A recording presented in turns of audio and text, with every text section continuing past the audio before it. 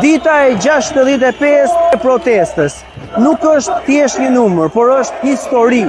Histori e gjallë e të rinjve të cilët duan një Shqipëri tjetër, duan një Shqipëri pa korrupsion, duan një Shqipëri me shëndetësi, me arsim, pa shpopullim, me pensione, me çmime të përballueshme nga të gjithë. Pra duan një Shqipëri tjetër. Të luftosh për Shqipërinë sot është betejë më sublime, betejë më e rëndësishme që mund të bëjë njeriu në jetën e tij.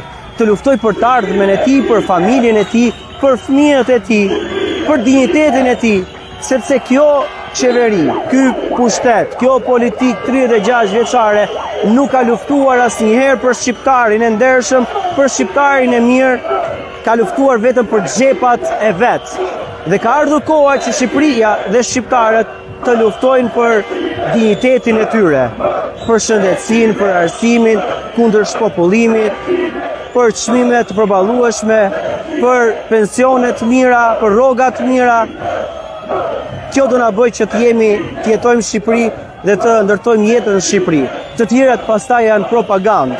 Lumë kush e kupton këtë betejë dhe bëhet pjesë e kësaj beteje, e cila është historike në historinë e Shqipërisë. Do të flas historia për këtë betejë.